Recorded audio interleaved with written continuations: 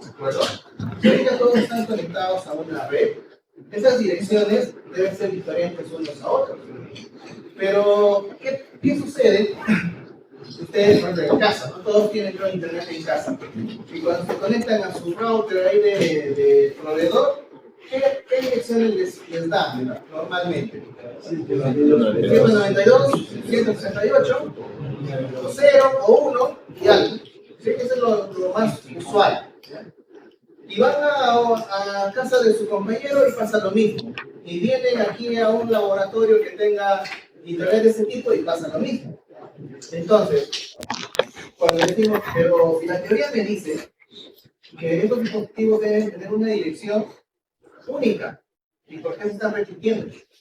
Si al final todos también están conectados a internet. Hay una traducción. Pero, ¿por qué se reutilizan estas direcciones 192, 171? Porque son limitadas. No. Lo que pasa es que hay un RPC, ahí está el RPC de 1918, la segunda línea, 1918, establece direccionamiento privado. Y direccionamiento privado, precisamente, son estas direcciones que acaba de mencionar. La 192, 168 está en el rango de las direcciones privadas de clase C. Por lo tanto, estas direcciones privadas tienen solamente alcance local. Por lo tanto, las puedo replicar y reutilizar o repetir en diferentes redes. Y cuando sale Internet, esos dispositivos son identificados con otra dirección. Esa otra dirección son las direcciones de qué tipo, las que sí se miran en Internet, ¿cómo se llaman? Direcciones públicas. ¿Qué vamos a hacer? El tema de NAT, el tema de traducciones está en el sílabo. Por ahora nos debemos conformar con que la forma en la que versión 4 se ha estirado en tiempo de vida ha sido precisamente gracias a esos mecanismos. Uno, RPC, ¿no? El NAT, el nateo que también lo ha mencionado, ¿no? La traducción que sufren las direcciones privadas hacia direcciones públicas, el BLSM, el CIDR, es decir, se establecen formas de subneteos, ¿no? de optimizar el uso de las direcciones IP, porque si solamente utilizáramos las de clase, estaríamos hablando, por ejemplo, en este salón hay 30 estudiantes, 30 dispositivos, 30 computadoras, ¿y de qué clase podríamos utilizar si no conociésemos CIDR y BLSM? ¿Cuál sería la clase más cercana, adecuada, para utilizar en una red de 30 dispositivos? ¿Clase? C. C. Clase C. ¿Cuántos hosts tiene disponibles clase C? 254. 254. O sea, utilizo 30, pero desperdicio como 220. Eso es desperdicio. Si eso lo replicamos a nivel de Internet de las direcciones públicas, pasaría eso. Es decir, si yo tuviese una IP pública de clase C, un pool, una red, una dirección de red, y me permite configurar hasta 252 direcciones IP válidas, y si tengo una red donde voy a utilizar solamente a 30 routers de clientes, desperdiciaría más de 200 y no podrían ser utilizables. Ante eso, ¿qué surge? Surge DLCM, surge CIDR, es decir, enrutamiento de direcciones sin clase, classless.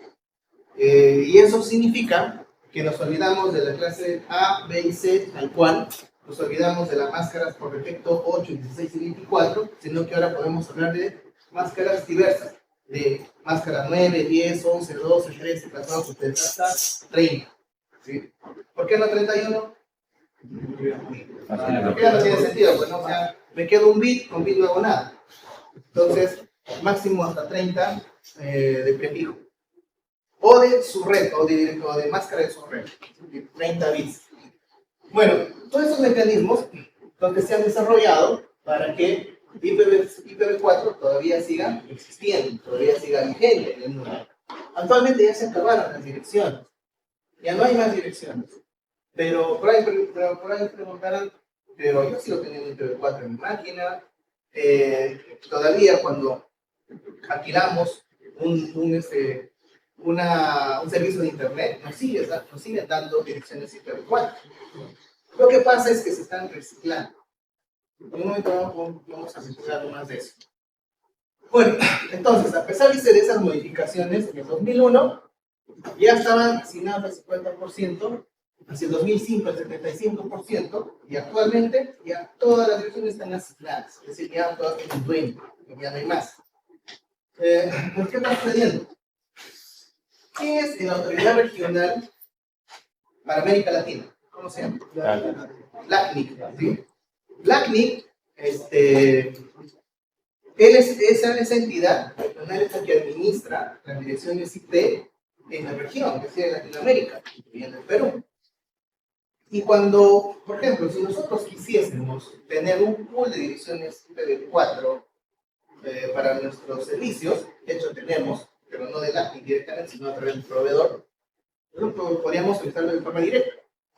Lo podemos hacer. El detalle está, la solicitud ingresa al LACNIC, pero no te dan ya toma, ahí está el pool. ¿Qué tiene que suceder? Tiene que esperar a que alguien se libere de estas direcciones. Ahorita, actualmente, demora entre 5 a 8 años que te den respuesta a una solicitud de IPv4.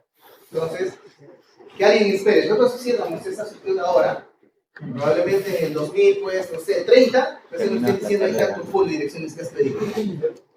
Porque hay un proceso de recuperación, de freezing, o sea, de congelamiento, y luego recién te libera y te da esas direcciones.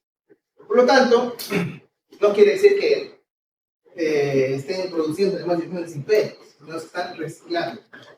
Hay organizaciones que desaparecen, que devuelven, que ya no pagan, y que liberan esas direcciones, y se vuelve a recoger, recoge esas direcciones y las vuelve a reasignar a los solicitantes.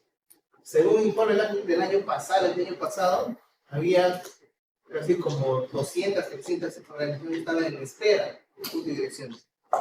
En LATAM, o sea, Latinoamérica nada. ¿Quién es la región que menos solicitudes creen que tiene? África. África es la que tiene más holgura con respecto a direcciones IP. Pero también está creciendo.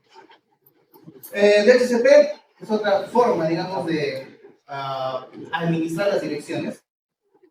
Y bueno, entonces, cuando se asignan las direcciones IP, tienen que ser producto del reciclaje de esas direcciones IPv4. Por lo tanto, si vamos a esperar 5 años, 6 años, 8 años, en que nos asignen un pool de direcciones IPv4, una opción es utilizar ya IPv6.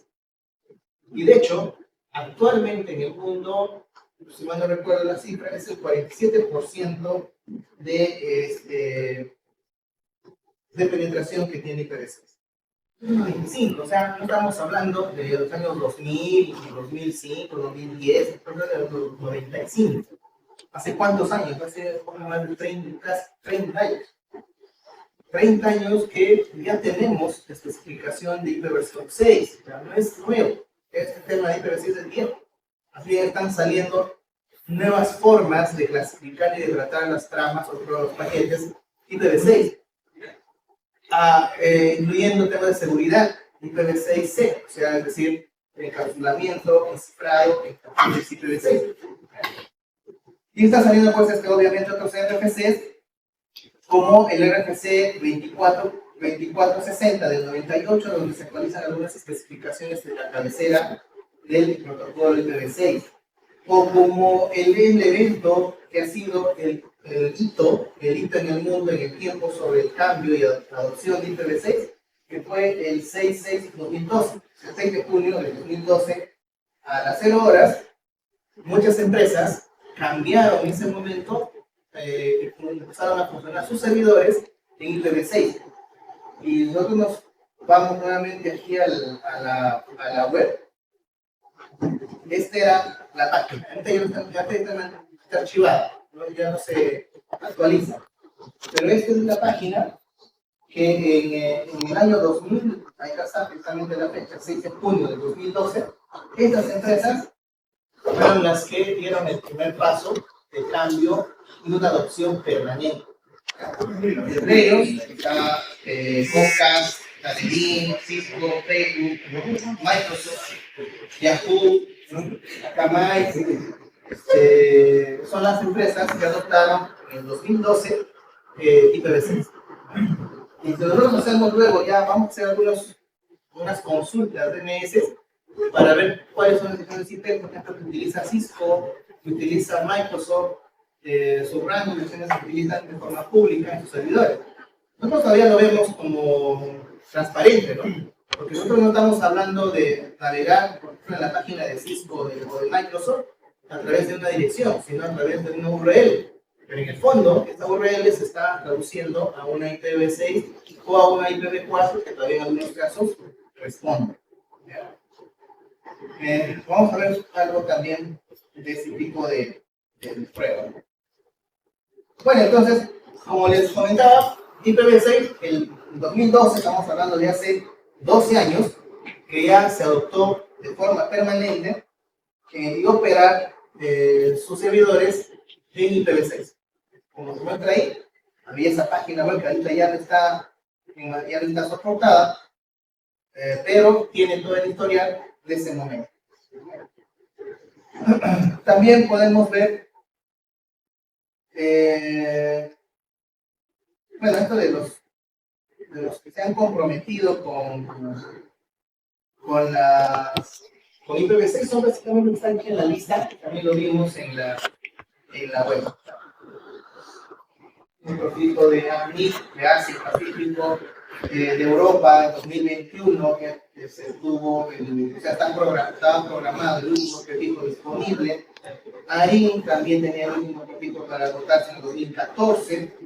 LACNIC en julio de 2014 tenía un último bloque de 10 inició la fase 3, dice, para ya, liberar todas estas, o agotar todas estas direcciones.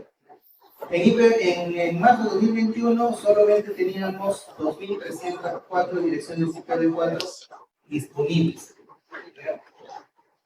Entonces, y en Affiliate teníamos para el 2022, que fue el que más duró, ¿no? El que más estiró la vida de IPv4. El último proyecto que se tuvo libre fue hacia el 2022. Actualmente, todas esas direcciones ya están asignadas. Si vemos algunos informes del ACTIC, vamos a ver que todas están ya asignadas y lo que hace es está en proceso de recuperación de esas direcciones. Por lo tanto, en todo el mundo, prácticamente IPv4 se agotó. Ya no hay más. Y lo que se está haciendo ahora es liberar IPv4 y mantener el funcionamiento IPv6.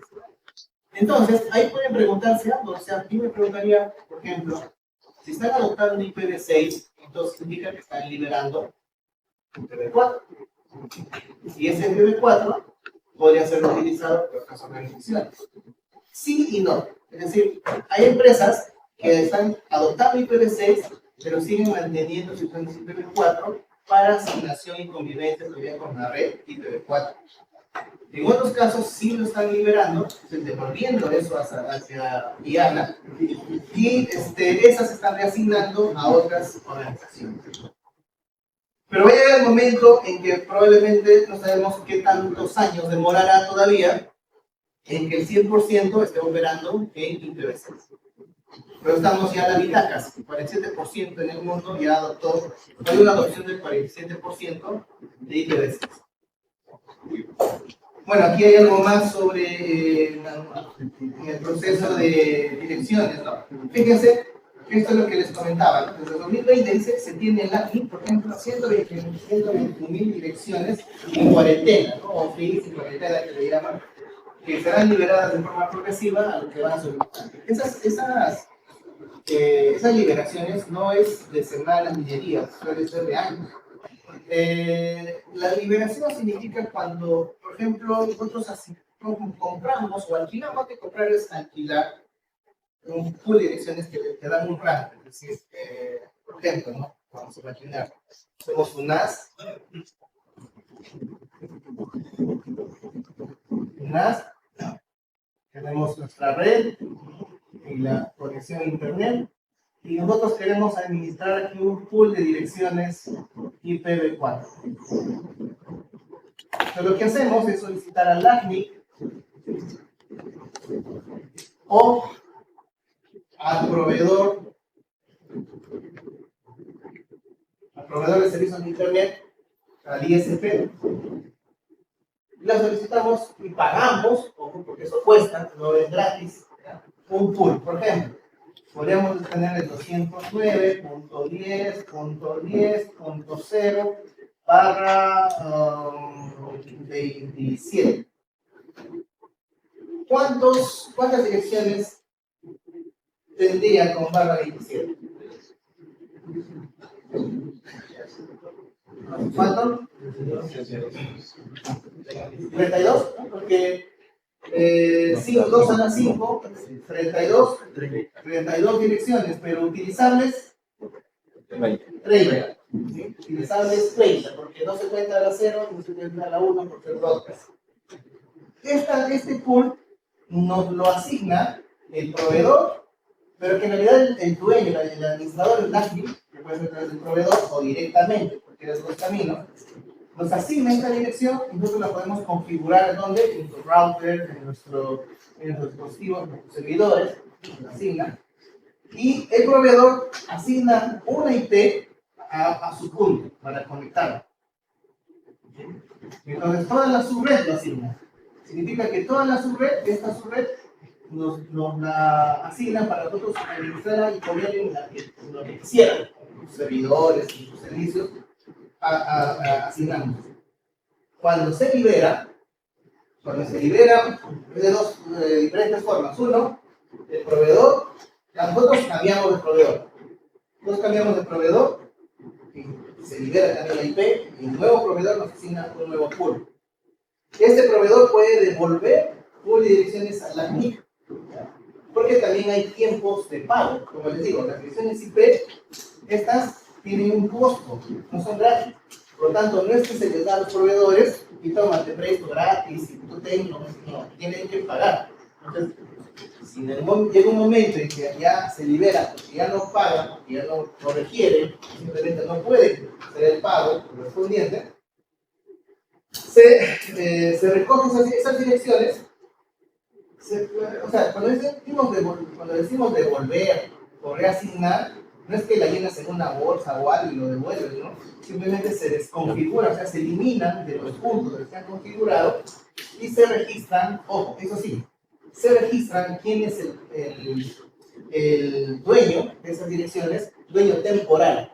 LACNIC, ¿a quién registrará como dueño temporal? Si ustedes, por ejemplo, revisan la dirección IP de la UNAS, no necesariamente va a salir la UNAS como owner o como dueño, sino va a salir el proveedor. Y generalmente sale así, salvo que nosotros hayamos comprado o alquilado directamente a la. Entonces, eso sí se registra. Se registran, por ejemplo, UNAS es dueño, ¿no?, de la 209.10.10.0 barra 27. Cuando ya se devuelve, esto se libera. ¿Por qué pasa cuarentena? Porque recuerden que en unas direcciones ustedes hacen una revisión, como siempre pasa cuando hacen una búsqueda de direcciones IP basado en consultas DNS, puede resultar que la IP figure como dueño, por ejemplo, Telefónica. Pero no es Telefónica ya, es Claro, como un ejemplo. Esas actualizaciones no son rápidas. No son rápidas las actualizaciones, pueden estar en listas negras, están configuradas en diferentes servicios o servidores. Es decir, el proceso de cuarentena es para darle un espacio, un tiempo a que todo eso se limpie en internet. ¿Cuánto es el espacio de cuarentena? Pueden ser meses, pueden ser hasta 2 años, para mantenerlos sin utilización y recién se reasignan. Precisamente, básicamente por eso, las razones de pasar en cuarentena o ese periodo de phishing que se ponen en estas publicaciones. Bueno, entonces, más o menos de esa manera, Se registran, lleva el registro LACNIC, y eso se registra en todos los, digamos, servicios los servicios de LACNIC y de Diana. El proveedor asigna las IPs y cuando no, simplemente las desconfigura, las elimina de ahí, las pasa a otro cliente o las devuelve a LACNIC, pero todo eso se está haciendo registrado. Esa es básicamente la forma, ¿no?, en la que se hace. ¿Por qué pueden estar en listas negras? Porque las IPs pueden ser utilizadas. Nosotros, por ejemplo, la IP que nos habían dado a nosotros el año pasado estaba en lista negra, porque esa IP fue utilizada para ataques de spam o de detección de servicio. Es decir, se pueden haber asignado a un router, a un dispositivo que fue utilizado o afectado por algún tipo de ataque de ciberseguridad. Se puede utilizar, por ejemplo, una IP que esté configurada en un servidor de correo mal configurado y de ahí se puede generar spam. Esa IP de donde proviene el spam, donde se origina el spam, se llena o se marca como IP sospechosa o maliciosa y se pasa a una lista negra. Igual el dominio. El dominio nas.edu.pe el año 2017, el año 2013 fue también pasado a lista negra. ¿Por qué? Porque la página web que teníamos en esa ocasión fue atacada y a través de nuestra página web y servidor se reenviaba spam. ¿Ya? Y por eso nuestro dominio lo marcan como sospechoso y lo pasan a una lista negra. Y claro, tuvimos que hacer gestiones ahí para limpiar el nombre de la UNAS o sacarlo de esas listas negras. Duró algunos días, pero finalmente se salió. Pero de esa manera es la que entran las direcciones, los dominios a listas negras. Básicamente porque han sido involucrados o han sido parte de ataques o incidentes de seguridad. Por eso los ponen en lista negra. O por ejemplo, sí, básicamente por eso. O también porque es utilizado, por ejemplo, como sitios de fraude, es decir, páginas web o sitios web de fraude, para hacer fraude. Estas no sé si alguien de repente ha escuchado, ha visto, o de repente ha participado también de estos negocios pirámides que han aparecido. Existían varios donde publican una web y le hacen madurar a esa web para que la gente gane confianza, aparentando que es una web de confianza, pero en el fondo no, está manipulada. Y esas direcciones, esos dominios, finalmente se traducen en direcciones. Y esas direcciones son también marcadas como lista negra. O por ejemplo, a nosotros nos pasó, me refiero a un grupo, a un equipo con el que trabajo, hicimos unas pruebas de denegación de servicio, que no deberíamos haber hecho nunca, por exigencia del cliente, nos piden hacer una denegación de servicio. El asunto estuvo en que uno de nosotros, no yo, hizo un escaneo, hizo un mal escaneo, que es un DNS, es decir, de un servidor en un host, en un proveedor, y disparó un escaneo mal ejecutado, y de inmediato banearon el VPS, o sea, lo bloquearon, el IP también lo bloquearon, y la IP pasó a sospechoso, pasó a cuarentena. ¿Por qué? Porque ese escaneo era considerado un ataque de denegación de servicio. Entonces, esos detalles, por ejemplo, hacen que te pueden banear también la IP. Entonces, si en algunos casos, desde tu casa, empiezas a hacer esas travesuras, puede ser que la IP, no de tu máquina, ¿no?, sino la IP de tu router, puede ser catalogada como IP sospechosa. Y es más, en algunos casos pueden ustedes revisar estatus de la IP y les va a salir ahí que tu IP de repente es lista negra, o está en lista negra de algunas fuentes. ¿Por qué? Porque le dice que están a generar spam o incluso distribución de malware, ¿no? Cosas como estas pueden suceder con nuestros routers domésticos o con nuestros VPS o direcciones públicas. Por todo eso, se meten a lista negra. Y sacarlas de ahí puede ser más o menos complicado. Entonces, ¿no? Para recibirlos una... ¿Qué tamaño es la serie IPv4? ¿Cuántos bytes tiene? ¿Ah?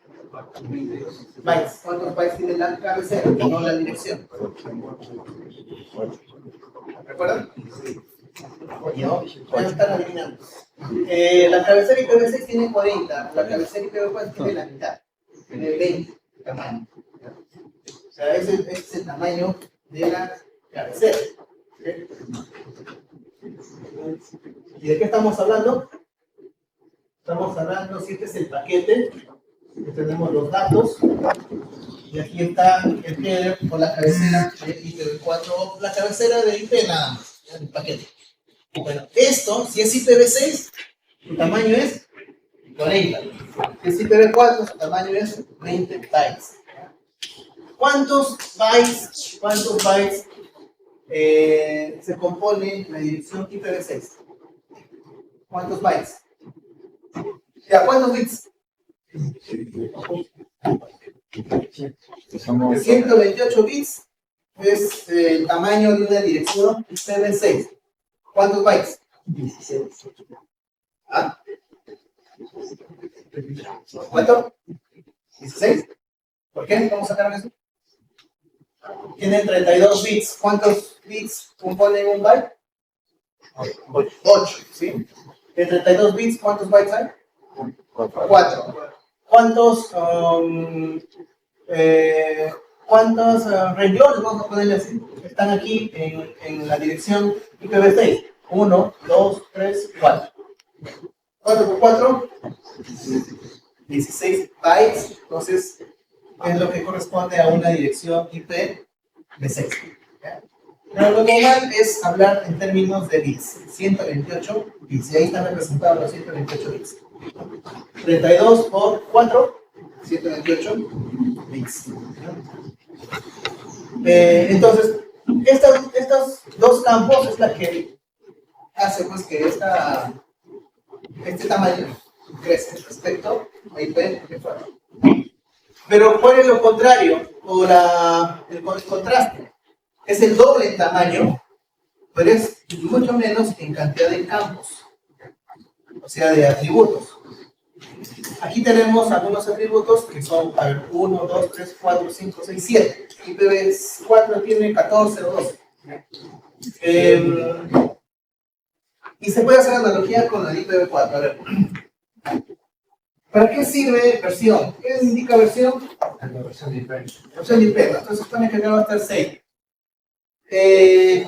Clase de tráfico, traffic class, es lo que corresponde a calidad de servicio en IPv4, tipo de tráfico. Etiqueta de flujo.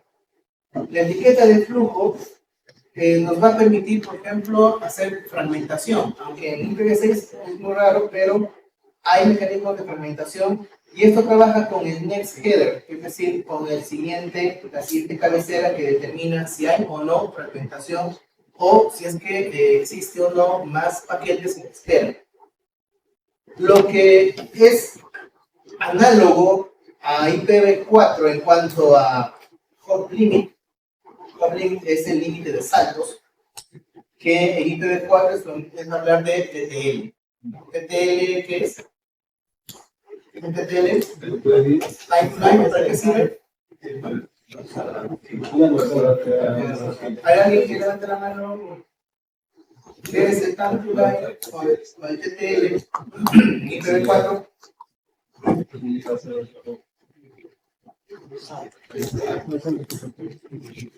Creo que, ¿para qué sirve ese atributo, ese campo? IPv4, TTL.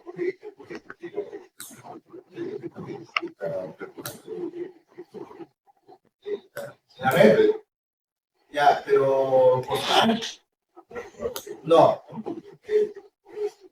La característica del TTL comparado con un datagrama, perdón, con una trama, la trama no tiene ese tipo de atributo. Por eso es la que cuando vimos capa 2, el tema de STP, precisamente una de las razones es porque la trama no tiene ningún mecanismo por sí solo de hacer que esa trama desaparezca en algún momento, Si no tiene un destino, esa trama va a ir dando vueltas o va a estar deambulando por la red por siempre.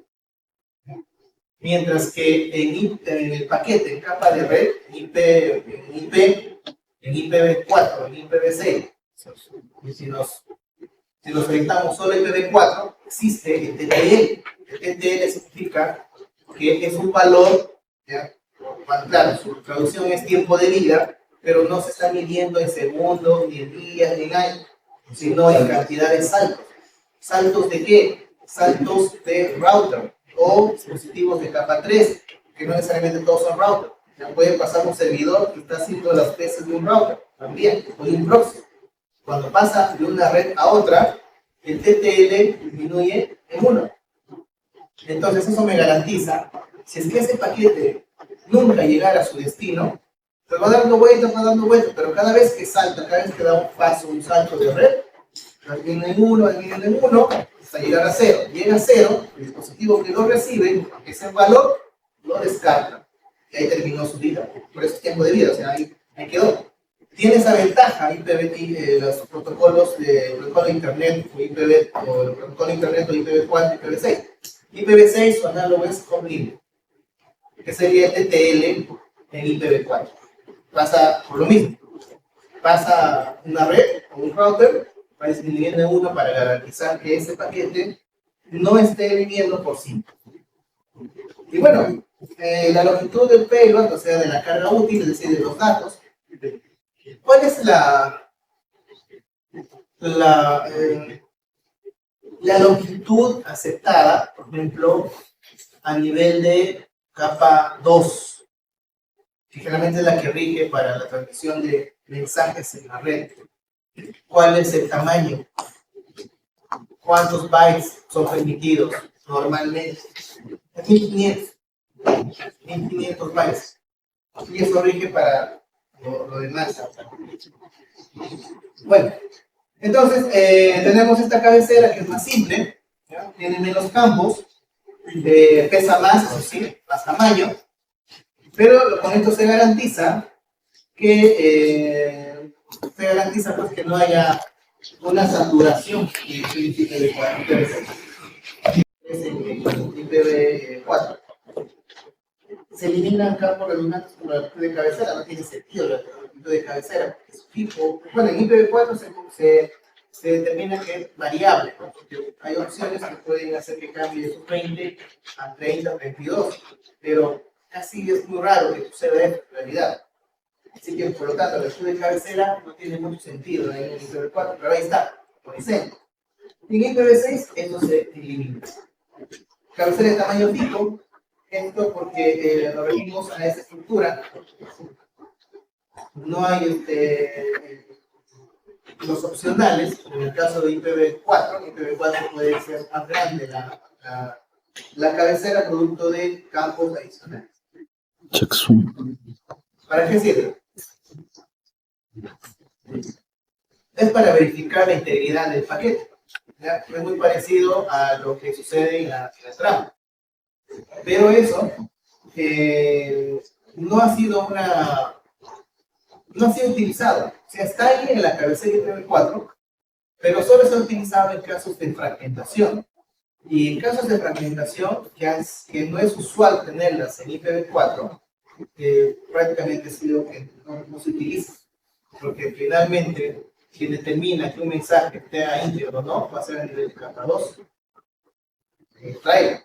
En la capa 3 no ha sido utilizado de la manera en la que se esperaba. Solo en casos de fragmentación, y la fragmentación no ha sido muy usual. ¿Por qué? Porque los dispositivos no están aceptando tramas o paquetes grandes. ¿Por qué creen que no aceptan paquetes grandes los dispositivos? ¿Por qué?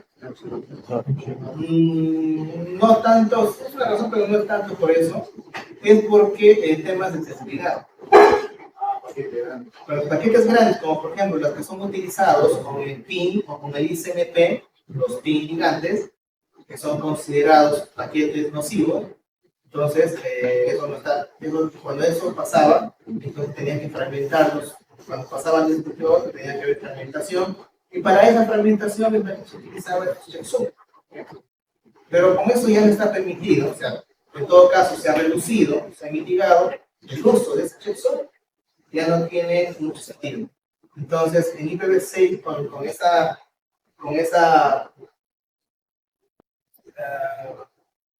ese detalle, ese análisis, es la que ya no se eliminó ese campo. ¿Por qué? Porque lo trasladas a otra capa, que es el proceso de... Por eso, básicamente, ¿sabe? Una de las que más va a sufrir, o las que comúnmente se están agregando a las cabeceras IPv6, es la última, el ESP y la autenticación. ¿Eso qué significa?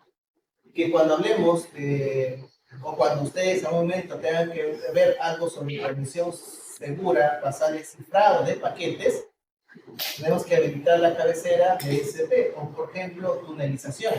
Cuando hablamos de VPN o redes privadas virtuales, se utilizan cabeceras cifradas. Y para ver cabeceras cifradas, podemos utilizar un atributo, un campo que es LSP, que es carga útil asegurada o seguridad de carga útil, el encapsulamiento de seguridad de la carga útil, es decir, visa cifrada. La autenticación también por tema de seguridad. Básicamente esas dos, sí, las dos son relacionadas a temas de seguridad. La aplicación más común es en redes privadas virtuales. Ahí es donde se utiliza y se gestiona la autenticación y las cabeceras encapsuladas, o el encapsulamiento de paquetes con el manejo de los ESP. Mientras que la fragmentación, esto se está utilizando como una extensión, ya no como parte de la cabecera con IPv4. En IPv4 sí es parte de la cabecera fija. En IPv6 no, es una opción. ¿Ya? Pero la verdad que por lecturas o por análisis de algunos casos no se ha visto mucho de fragmentación, salvo en cuestiones de ataques o en cuestiones de defensa para pruebas de seguridad. Pero de ahí, o sea que es algo muy usual, no es tanto. Bueno, el enrutamiento y el tema de opciones de destinos altos tiene que ver con configuración para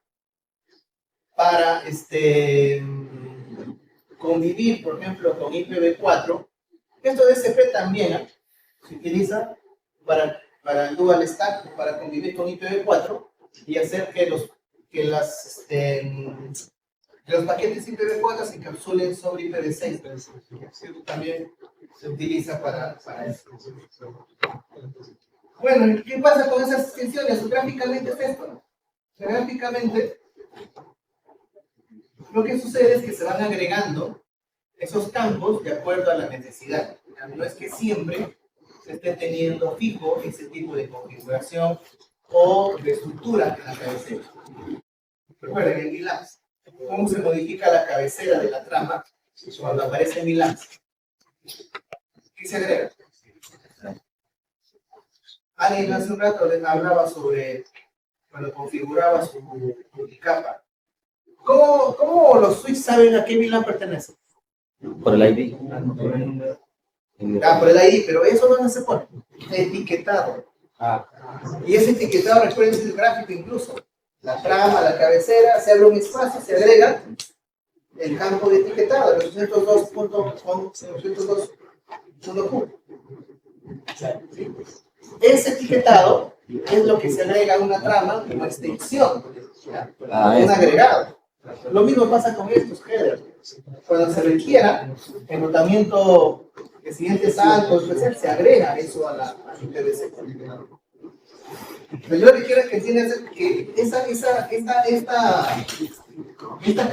ustedes ven aquí no es una cabecera que siempre se va a mantener así estática, sino puede modificarse. ¿Producto de qué? Si le queremos agregar seguridad, ¿cuál entonces por seguridad? Ninguno, entonces tengo que agregarle eso. En VLAN, la trama habla de VLAN en la trama normal. No, la trama de VLAN.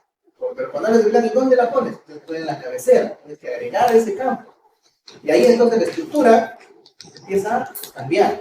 Estas son las extensiones de cabecera. Bueno, recuerden esos puntos sobre, porque eso van a ver siempre en algún momento, los que de repente se orientan un poco más a estos temas, van a ver que las cabeceras, bueno, a mí me enseñaron que habían 8 o 7 campos y ahora veo 15 y otras cosas. Sí, claro, es que eso va a cambiar de acuerdo a cómo se está aplicando o tratando las cabeceras o los paquetes de un servicio objetivo. Notación, ¿cómo es una dirección IPv6? Hablamos de 8 campos de 16 bits, pero ya no hablamos de dígitos decimales, sino hablamos de dígitos hexadecimales. Y un dígito hexadecimal, ¿con cuántos bits como mínimo se representan? Con 4, de 0 a 15, base 16. ¿Ya? Entonces, ahí hay una lógica. ¿Cómo se denomina un grupo de bits o un dígito o un grupo de 4 bits? Se denomina nibble. Mientras que si es de 8, ¿cómo se denomina? ¿Cómo se denomina un grupo de 8 bits? Byte. ¿Ah? Byte. Byte. ¿Qué es la mitad? Nibble. Bueno, en una IPv6 tenemos ya no un punto simple, sino 2 puntos para separar cada cuarteto de dígitos hexadecimales. Por ejemplo, aquí tenemos 2000, vamos a hacer otro más, otro más. ¿Cuántos vamos? 1, 2, 3, 4, 5, 6, 7, 8. 8 campos. Acá igual, ¿no? 1, 2, 3, 4, 5, 6, 7, 8. Y ahí están los 128 bits. No se escriben en decimal, se están escribiendo en grupos de 4 dígitos hexadecimales preparados por 2 puntos. Y hay formas en las que se pueden reducir la forma de escritura de una IPv6. Primero, las reglas. Los dígitos hexadecimales no son sensibles a mayúsculas ni minúsculas, por lo tanto, nosotros podemos escribir, por ejemplo, A, B, C, D, 1, 2, E, 2, 3, 4, A, B, C, D y 0. 1, 2, 3, A, 1, A, B, 0, por ejemplo. Ya, que escribas en mayúscula y minúscula no tiene nada que ver. ¿Ya? No hay sensibilidad a eso.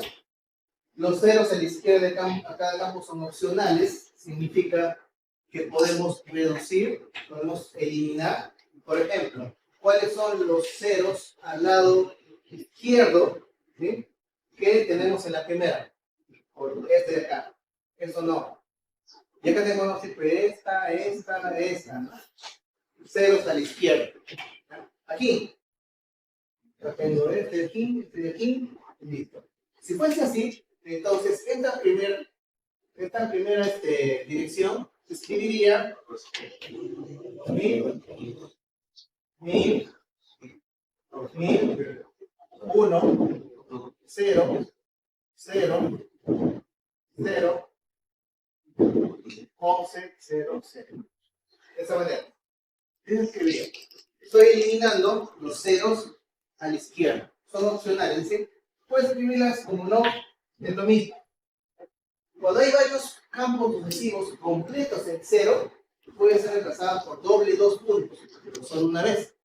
Entonces, aquí, ¿cuántos campos completos continuos de ceros tengo en la primera? 1, 2, 3. Y acá abajo, 1, 2. Entonces, volvamos con la primera, aquí. ¿Cómo se podría escribir esta dirección? 2000, 1000, 2000, 1, 2 puntos, 1, 1, 0. Esta dirección es lo mismo que esta, por lo que se ha reducido su escritura. Esa es la válida, puede ser. Lo que no puede pasar es lo siguiente. Voy a hacer un cambio aquí para hacer el ejemplo. Pongo 0, 0, 0, 0, 0, 0, 0, 0. Ahí. Y aquí ya tengo un grupo continuo de ceros, y aquí tengo otro. Entonces, podría decir que este de aquí puede escribir de la siguiente manera: A, B, C, D, dos puntos, o sea, 4 puntos, 0, A, B, C, D, 4 puntos,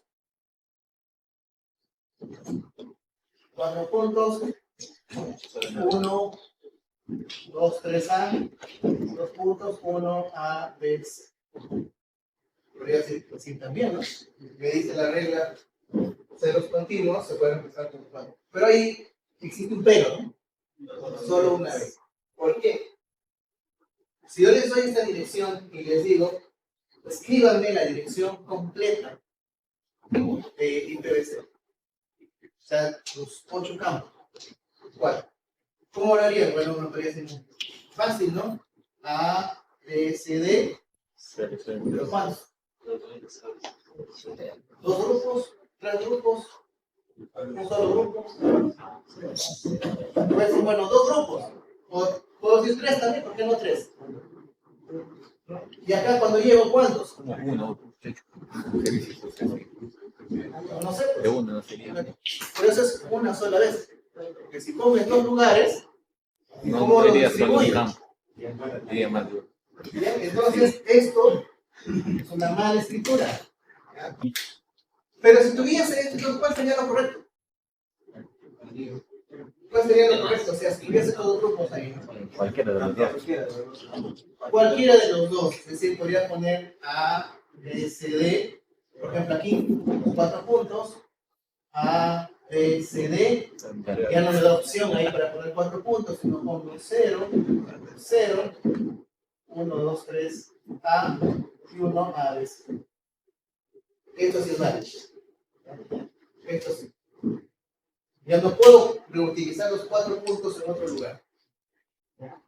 Su regla, muchos se confunden y lo ponen diferente. Claro, es un error. Si quieres, estar más a la izquierda. De un campo, ¿no? Sucesivo, dice. Para un campo hay otra regla. En este caso, como ven, en este caso, tenemos FF01, 0, 0, 0, 0, 0, 0, y el último recién tiene dígitos y se están cumpliendo, ¿no? Y a la primera no hay nada que hacer. Tenemos todo este bloque aquí con los 4 puntos. Además, el último está a la izquierda opcional, por lo tanto, A10. Toda esta dirección es igual a esta. Esa es el resumen de cómo se puede reducir o se puede resumir, reducir la escritura de una IPv6 en función de los ceros a la izquierda. Voy a hacer una presentación de pantalla para que ustedes lo vayan a analizar. Pero antes de eso, ustedes no están familiares con HTTP, puntos, barra, y voy a utilizar IP, ¿ya? 190, 10, 12.15. Entonces, ahí se diferencias la IPv6 y el puerto. De esa forma, entonces se puede ver como URL. No siempre es dominio, no siempre es un subdominio, sino a veces tenemos que acceder como al localhost con IP.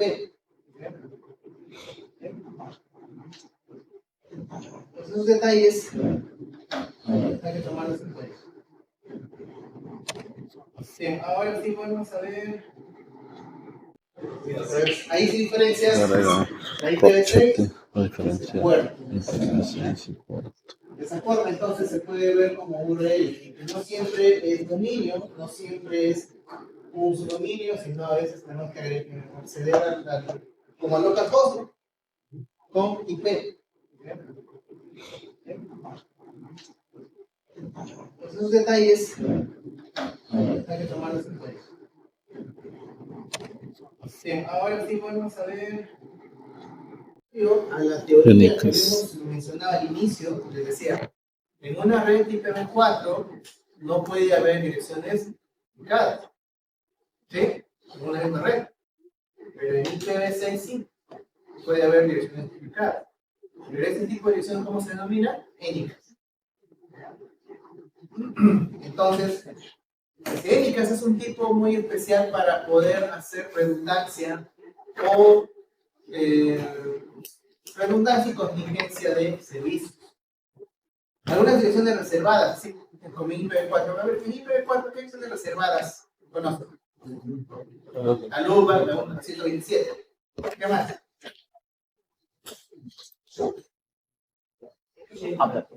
La pipa, ¿qué dirección es?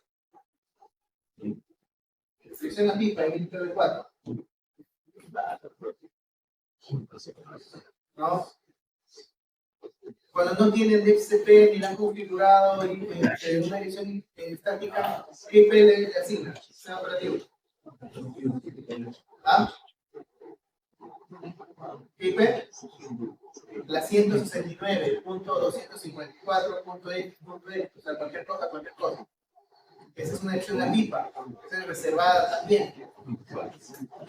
En IPv6 tenemos la que son para documentación, es decir, para hacer incluso para hacer ejercicios, pruebas, para estudiar, para practicar, pueden utilizar la 2001 DB8, 32 para hacer diseños, pueden utilizar la 2001 DB8 para 32, ya, porque por 32.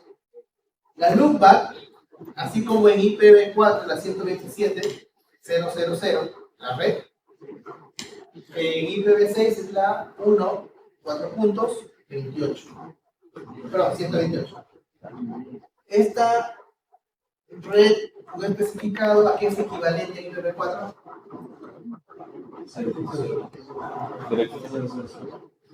Pero así se denomina en IPv6. En IPv4 es la 0, 0, 0, 0, que sería así, ¿no? 4 o la 0, 0, 0, 0. Que para nosotros, ¿qué tipo de división es esa? ¿O para qué se utiliza? Para agrupamiento. Agrupamiento por defecto. ¿Sí? Ya, ese también lo he especificado, es para utilizar las rutas por defecto. Direcciones únicas. Esto sí necesito que uno, o sea, caballero, tiene que memorizar. No hay otra, además de practicar algunas cosas sobre escritura. Pero sí deben memorizarse los tipos de direcciones. ¿Ya? Únicas, génicas, únicas. Dentro de las únicas tenemos las direcciones globales. De 2000 Direcciones únicas. 3, con longitud de prefijo 3. Esa es la dirección. Ustedes pueden revisar en Eliana y ahí están las direcciones. No todas son para asignación comercial. Muchas están para documentación, para investigación, reservados, para protocolos, etc. ¿Ya? La que se puede utilizar para direccionamiento público es la 2000 prefijo 3. La estructura que tiene es muy parecida, ¿ya? Es muy parecida al IPv4. En IPv4 tenemos la estructura de red, subred y host, o host ID. Bueno, el IPv4, como ven, también tiene algo de eso. ¿Ya? Tiene el enrutador, el prefijo de enrutamiento global, es decir, lo que sería la red, que es típicamente 48 bits. O sea, eso tiene la IANA, eso lo administra la IANA. El identificador de enrutamiento local o regional, que sería la subred, es decir, los siguientes 16 bits. Ustedes imagínense la red, por ejemplo, clase B, ¿no? Clase B son 2 octetos. Y luego, si tomo el octeto 3 como subred, diría que el 172.16 es mi segmento o mi porción de red. El 21, por ejemplo, que puede ser el tercero, es mi porción de subred. Y el último sería mi host ID. ¿Sí? Esa sería mi estructura en un IPv4 con subred. En una IPv6 tenemos 48 bits en enrutamiento global, 16 en enrutamiento local, red, quieren llamarlo para hacer analogía. Y en la última, la otra mitad de la IP, o sea, los otros 64 bits, Sería como el host ID, pero acá no se llama host ID. ¿Cómo se denomina? Interface ID o identificador de interfaz de red. Identificador de interfaz de red 64 bits. La mitad, ojo, la mitad, casi siempre la mitad de la IP, IPv6, corresponde a la red subred, por llamarlo así, y la otra mitad siempre al identificador de interfaz, o lo que para nosotros el IPv4 sería el host ID. Bueno, y se mantiene, en realidad como se menciona aquí, puede ser arbitraria ya, puede cambiar esa longitud, sí, puedo hacerlo, así como un IPv4 puedo hacerlo, pero se van a, como se respetan esos 64 bits por temas de compatibilidad con diferentes tipos de implementación. Hay que mantener esos 64 como parte de la interfaz o identificador de interfaz.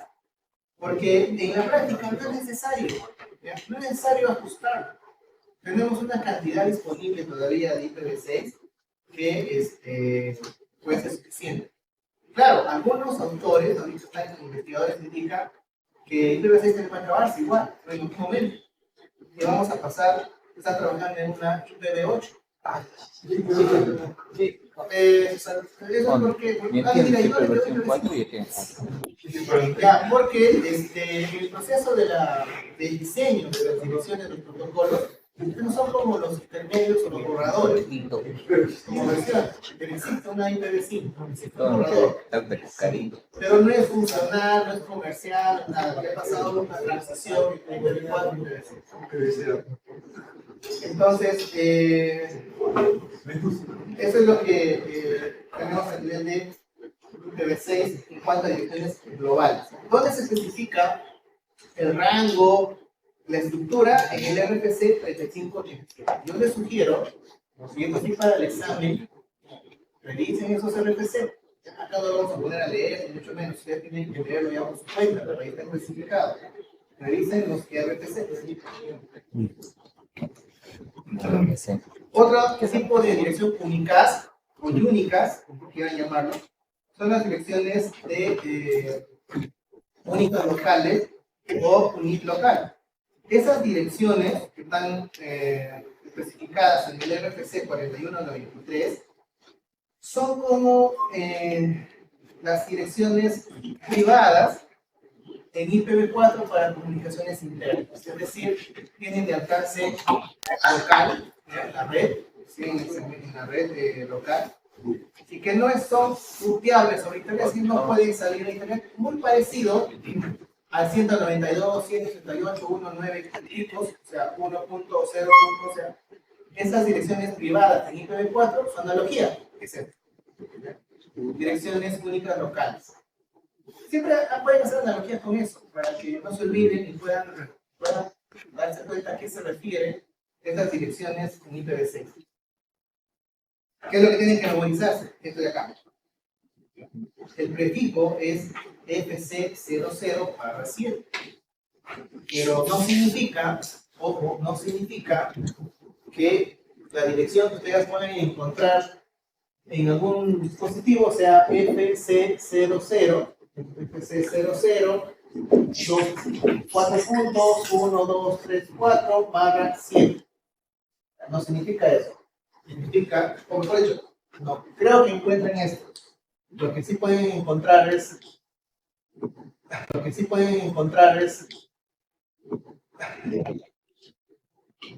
esto de acá. ¿Cuál? ¿Cuál es la que predomina? El primer grupo, o sea, el FC00. Es como las clases. ¿Cómo sé que la 172.16.20.20 es de clase A, B o C? ¿Cómo sé? Lo más caro. ¿Ah? Por el primer objeto. Técnicamente es por un rango de los bits, pero visualmente pues 172 es de clase B. Pero me estoy midiendo, estoy basando en ese valor. Acá lo mismo, si veo que inicia en FC00, esta es una única local, que sería análogo a las privadas. Entonces, eso sí hay que memorizarse. Luego, como acá se indica, pueden venir IDs globales, IDs de subred, y finalmente el identificador de interfaz, que es de 64 bits. ¿Por qué la longitud de prefijo la puedo tener en 64 bits? Como lo he puesto en la pizarra, porque los 8 son del prefijo principal, los 40 vienen del ID global y los otros 16 del ID de subred. Todo eso lo agrupo como si fuese un solo bloque de dirección de subred, por llamarlo así, y solo me queda la de 64 bits, que es la parte de interfaz. Otro tipo de dirección unicast son las direcciones de enlace local, o los link local. Estas direcciones serían similares, estas direcciones serían similares a la pipa. Serían similares a la pipa de IPv4. Estas direcciones que empiezan nuevamente con FE80, a ver, vean.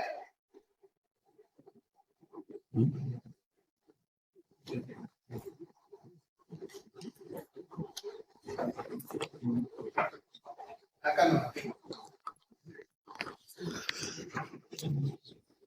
Ahí está la dirección FE80. FE80, y pongan cualquier cosa, ¿sí? Ya, eso es esto de acá. ¿Y qué tipo de dirección es? Una de enlace local, que es similar a la pipa. Esto se asigna en forma automática. Así ya puedo configurar manualmente, lo puedo hacer, pero por lo general el mismo sistema operativo lo asigna en forma automática. Pero siempre que veamos una dirección de este tipo FE80, es una de enlace local. ¿Y qué significa? O sea, ¿cuál es la diferencia? ¿De qué sirve este tipo de dirección? Primero, que solo está limitado al enlace. No se reenvía más allá. Es decir, cuando hablo de enlace significa de esta PC el cable hasta el router, ¿ya? O hasta el switch con el router. Está ahí nada más. Para otra PC ya es otra dirección contra el router. Entonces cada segmento tiene una IP versión 6 de enlace local. Cada dispositivo puede tener una dirección de enlace local única en la red. El identificador de interfaz también es 64 bits. Y eso es, por ejemplo aquí, esto se supone, acá fíjense, está los puntos, o los 4 puntos, y en la última parte está la dirección de interfaz de los últimos 4 grupos. Es decir, los 64 bits están ahí, marcados. ¿Esos 64 bits cómo los obtienen? ¿Cómo creen que se obtienen 64 bits de la ID de interfaz? Hay dos formas. En Microsoft es aleatorio. En Cisco y en otros dispositivos privados o que toman referencia de Cisco, tienen un método para determinar el ID de interfaz en un enlace local. Hasta aquí también.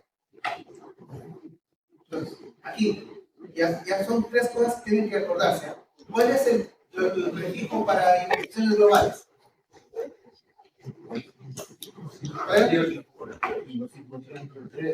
2000, 4 puntos, barra 3. Barra 3. Se olviden de eso. De los únicos locales, barra 7. Y en esta es F80, 4 puntos, barra 10. Pero en este caso no solamente deben acordarse de eso, sino cómo se asigna el ID de interfaz. La ID de interfaz se puede asignar acá.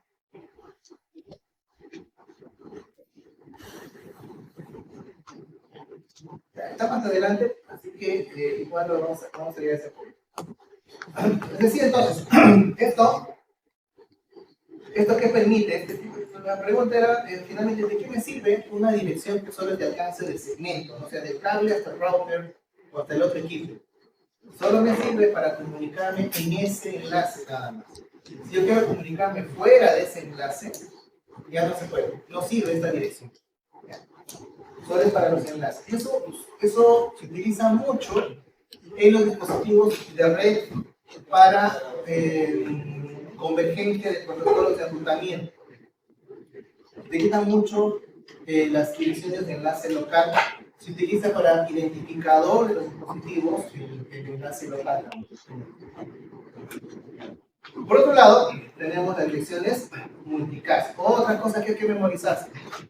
Las direcciones multicast empiezan con FF00. ¿Cuál es el uso de una multicast? ¿Una dirección multicast? A varios, ¿no? Claro, sí, en el fondo se comporta como un broadcast.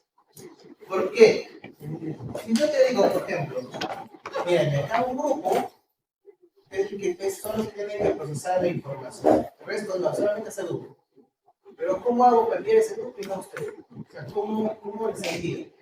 Por lo de multicast, ¿cierto? Eso es lo que me indica. Uno a un grupo, a muchos, no a todos, porque broadcast es a todos, a un grupo.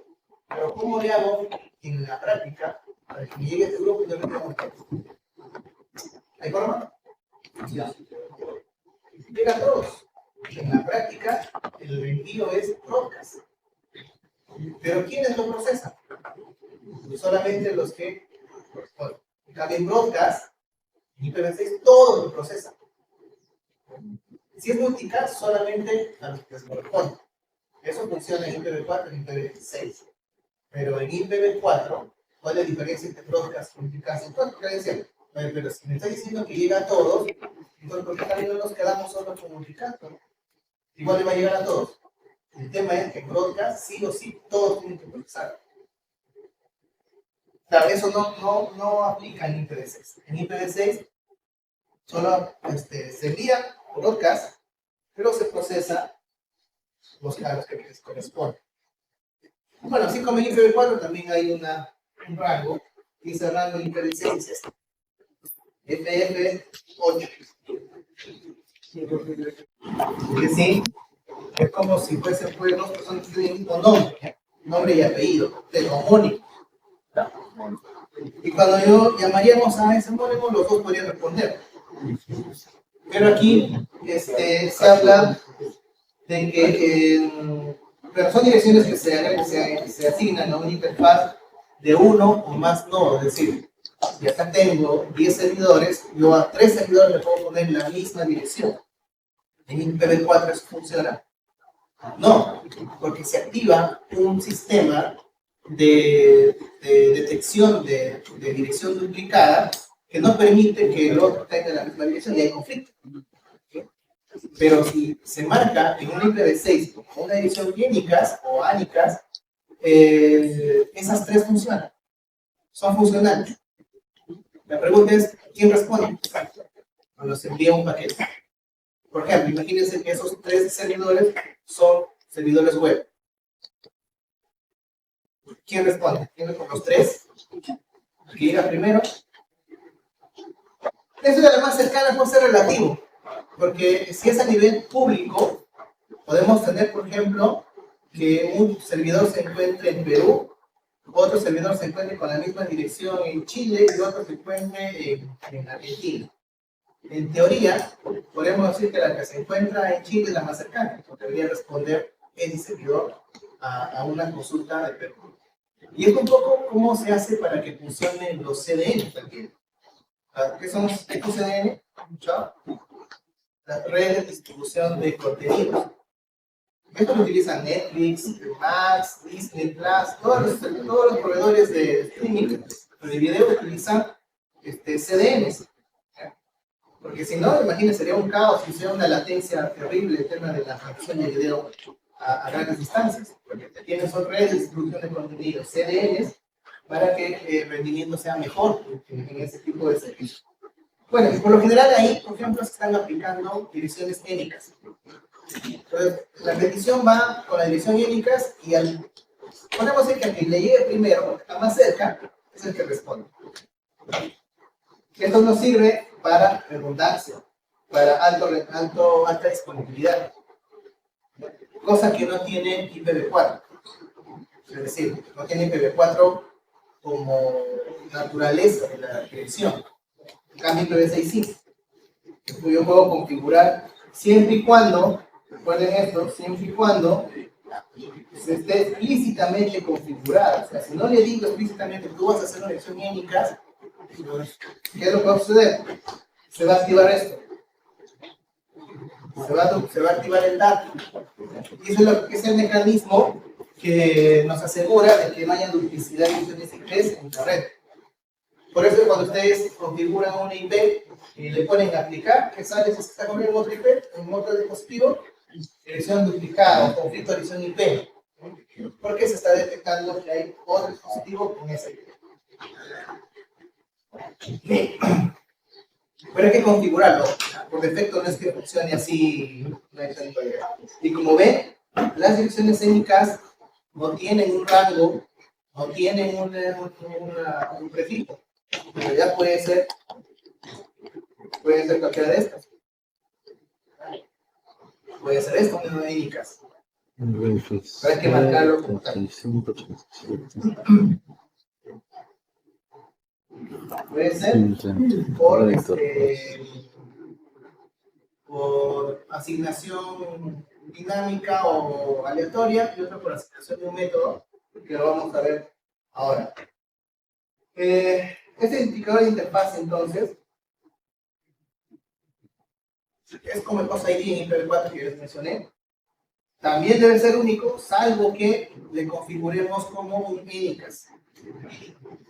Siempre tiene 64 bits de longitud.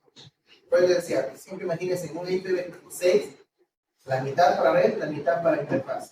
Siempre va a pasar eso. ¿Cómo trato esta primera mitad? Corresponde al tema de los unificados, los prefijos, mi local, etc. Pero los últimos 64 siempre tienen que ser identificador de la interfaz. O en otras palabras, los ID en IPv6. ¿Cómo se pueden asignar esas últimos, la del lado derecho? ¿Cómo se pueden asignar esos identificadores? La asignación estática, así manual, automática, tipo el aleatorio que les estoy mencionando, que hemos visto ahorita en la línea de comandos, un stop-des, es decir, una asignación que no permite seguimiento, o una por DHCP, en la que sí permite seguimiento de la interfaz o de la dirección. Por ejemplo, otras direcciones, que acá está justo lo que les comenté, ¿no? Del IPv4 mapeado. Tenemos una dirección IPv6 y la dirección IPv4. Estas no se deben usar. Estas son tipos de direcciones de uso, digamos, de liana, pero que no deben usarse a nivel de direccionamiento de dispositivos en la red. Este es el site local, el FC, las restringidas, eso también hay que memorizarse, caballeros, no hay otra. FEC0/10 no debe usarse, es el rango que no debe usarse.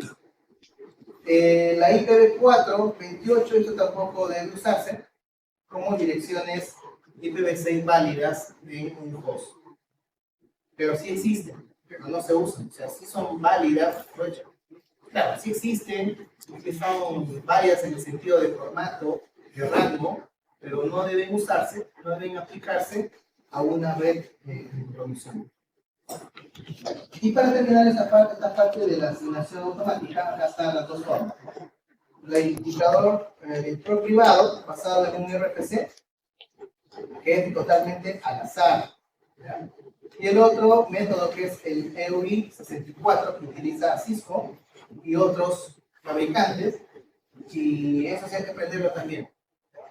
Bueno, la primera vez no hay que aprender nada porque es aleatorio, o sea, puede ser cualquier cosa, como mencioné en el ejemplo, ¿no? Cualquier cosa ahí. Y esto es adoptado, por ejemplo, por Microsoft, precisamente. En cambio, el EUI64 tiene una forma de generar esa dificultad de interfaz. ¿Qué es lo que toma? La MAC, la dirección MAC. ¿Qué más? Esa dirección MAC lo divide en dos partes. Y en el centro, entre esas dos partes, va a agregar estos dos bytes o estos 4 dígitos hexadecimales, F, E. Pero además se coloca el bit 7, empezando desde la izquierda, 7 en 1, para darle relevancia a todo. ¿Cómo así? Por ejemplo, pongamos una MAC, una MAC 1, 2, 3, 4. La MAC, ¿cómo es? ¿Cuántos bits es la MAC? 48. Pues acá tenemos, por ejemplo, 1, 2, 3, 4, A, B, C, D y 0001. ¿Cuántos bits van ahí? Porque tengo 16, 42, 48. Ahí está una MAC. ¿Sí? ¿De acuerdo? Todos sigan acá porque el examen no conozco nada. Tenemos una MAC. Y de esta MAC hay que dividirla en dos partes. Y ahí al medio, ¿qué le agregamos? F, E. Eso es lo que se agrega. Listo. Pero ahora tengo que arreglarlo como una ID o como una dirección IPv6, ¿no? Entonces acá sería puntos. Claro, puntos con esto. Puntos. Esta parte. Puntos. Y ya tengo los últimos 64 bits de la dirección IPv6. O sea, el identificador de interfaz. Porque los primeros 64 es la parte del ID de enrutamiento global y local. Dice, ¿qué más? Pero dice, el bit, el 7, debe estar en 1. Entonces, aquí, el 1 es 0001, luego tenemos el 0010 y tenemos el 0101. Finalmente el 4 sería 0100. ¿De acuerdo? Aquí esta conversión es igual a 1, 2, 3, 4. ¿Sí? Ese es el 1, el 2, el 3 y el 4. ¿Correcto? Ahora, el bit 7, 4, 5, 6, 7, está en 1. Como está en 1, me queda, no se hace nada. Si estuviese en 0, eso tengo que ponerlo en 1. Vamos a imaginar que estuviese, vamos a ponerlo así. 1, ¿ya? Entonces, si fuese 1, ese grupo sería, sí, 1, 1, 3, 4, ¿correcto? Entonces me dice, bit 7 en 1. Entonces busco, a ver, 1, 4, 5, 6, 7. El bit 7 está en 0, entonces hay que ponerle en 1. ¿Y eso es que es igual? Es igual a 1, esto es igual a 3, acá hay un error, ¿no? Entonces, la dirección, el ID, perdón, de interfaz final para esta dirección IP sería 1, 3, 3, 4, A, B, F, F, CD, 1. ¿Sí? Ese sería el interfaz. Y es más, si quiero completarlo con una dirección más o menos, sería así, ¿no? DB8. Esta sería la dirección IP completa. O si no, si lo queremos asociar con el enlace local IP80, así mejor. IP80, 1, 2, 3, 4. ¿Qué dirección es? IP80. De enlace local. O link local. ¿Cómo reconozco que es link local? Por el IP80. ¿Y qué tipo de ID de interfaz apliqué? El EUI 4. ¿Qué pasa con eso? Que tomando la dirección MAC, lo divido en 2, inserto FFE, y luego al bit 7 le pongo en 1, y eso traducido es ese el resultado. Eso utiliza Cisco. Y en su momento vamos a verificarlo, ¿no? A ver si, aunque a eso del bit 7, en algunos casos lo han dejado así, o sea, es decir, no hacen nada en el bit 7, pero en otros casos he visto en una versión que si es 1 lo pasa a 0 y si es 0 lo pasa a 1, pero también no tiene sentido, pero sí también operaba. Pero hay que basarnos nosotros en esta secuencia. Se inserta en el centro sus bytes, se coloca el bisiesto en 1. A ver, veamos.